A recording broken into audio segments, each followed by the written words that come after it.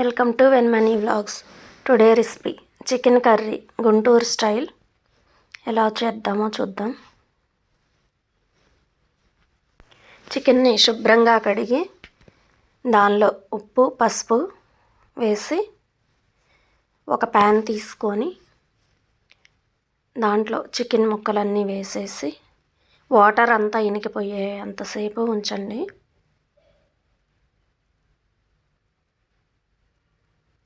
మధ్య మధ్యలో కలుపుకుంటూ ఉండాలి, లేకపోతే ప్యాన్కి అంటుకుపోతూ ఉంటుంది. ఇలా చేస్తే టేస్ట్ కూడా చాలా బాగుంటుంది.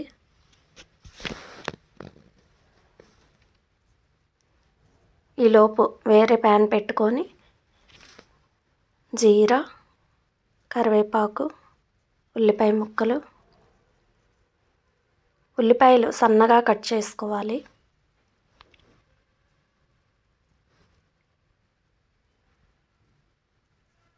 మగ్గిన తర్వాత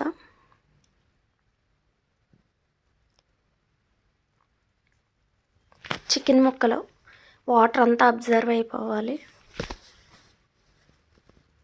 ఆల్మోస్ట్ అయిపోయినట్లే. ఈలోపు వేరొక బాండీలో ధనియాలు, జీరా, దాల్చిన చెక్క, లవంగాయలు, మిరియాలు, జీడిపప్పు, బాదం పప్పు, గసగసాలు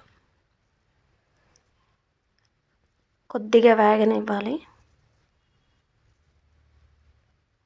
ఉల్లిపాయ ముక్కల్లో ఉప్పు, కారం,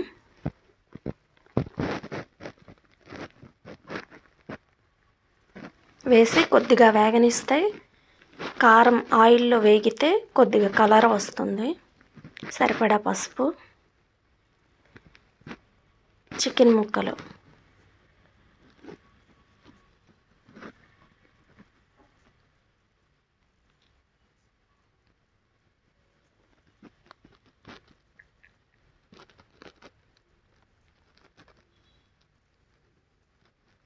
మొత్తం కలిపి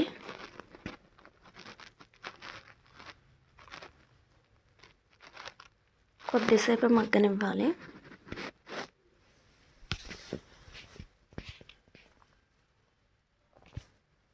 ఒక్కసారి ఈ విధంగా ట్రై చేయండి. చికెన్ కర్రీ టేస్ట్ అయితే చాలా బాగుంటుంది. మనం వేయించుకున్నవి మిక్సీ పట్టుకొని దానిలోని ఎండు కొబ్బరి ముక్కలు, అల్లం వెల్లుల్లి మిక్సీ చేసి కొద్దిగా వాటర్ వేసి పేస్ట్లా చేసుకోవాలి, మెత్తటి పేస్ట్ లాగా. ఆ పేస్ట్ని ఒక 10 మినిట్స్ ఉడికించుకున్న కర్రీలో టొమాటోలు కూడా వేసి పచ్చిమిర్చి కొద్దిగా మగ్గనిచ్చి మనం మిక్సీ పట్టుకున్న పేస్ట్ కూడా వేసి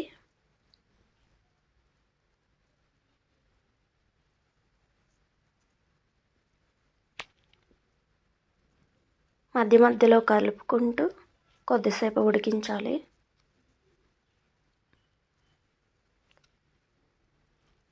కొద్దిగా నెయ్యి వేస్తే కర్రీ ఫ్లేవర్ బాగుంటుంది.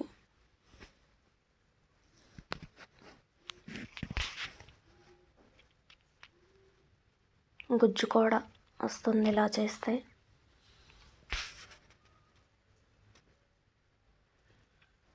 అన్నంలోకైనా చపాతీలోకైనా కర్రీ చాలా బాగుంటుంది. పుదీనా, కొత్తిమీర సన్నగా కట్ చేసుకొని వేసుకోవాలి. లాస్ట్కి ఒక చెక్క నిమ్మరసం పిండుకొని సర్వింగ్ బౌల్లో సర్వ్ చేసుకోండి.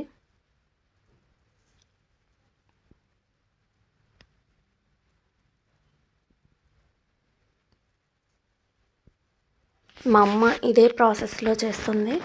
టేస్ట్ అయితే చాలా బాగుంటుంది.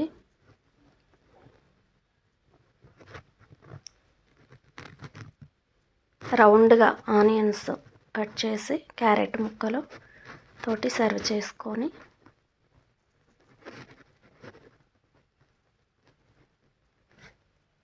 నచ్చితే ఒక లైక్ చేయండి, షేర్ చేయండి.